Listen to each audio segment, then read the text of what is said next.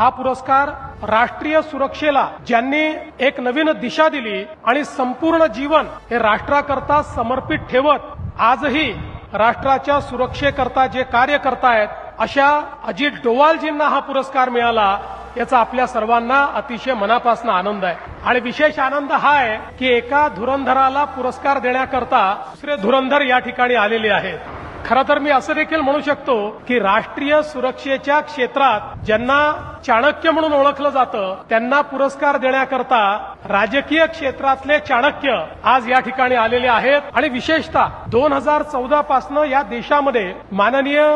प्रधानमंत्री नरेंद्र मोदीजी यांनी त्यांना आपले राष्ट्रीय सुरक्षा सल्लागार केल्यानंतर आज निश्चितपणे आपण पाहतोय की आता भारत हा मार खाणारा देश राहिला नाही तर मोदीजींच्या नेतृत्वात घुसून मारणारा देश झालेला आहे। हा महत्वपूर्ण फरक भारताच्या संपूर्ण सामरिक शक्तीमध्ये आणि भारताच्या सामरिक नीतीमध्ये आणण्यामध्ये एक अत्यंत महत्वाचा रोल, एक महत्वाची भूमिका ही या ठिकाणी अजित डोवालजींनी त्या ठिकाणी केली आहे।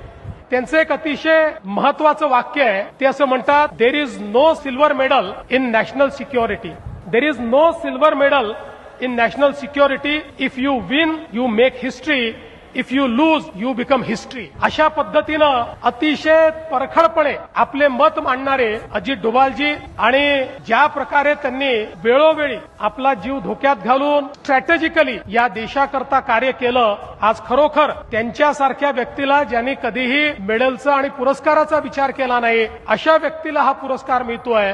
ही आपल्या सगळ्यांकरता अतिशय आनंदाची गोष्ट आहे। अशा प्रकारचं जे व्यक्तिमत्व आहे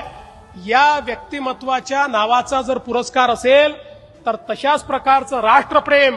तशाच प्रकारचा राष्ट्रवाद, तशाच प्रकारचं समर्पण ही भावना असलेल्या व्यक्तीलाच ते देणं योग्य आहे आणि ती भावना असलेली व्यक्ती म्हणजे अजित डोभालजी आहेत आणि म्हणून त्यांना हा पुरस्कार दिला जातोय।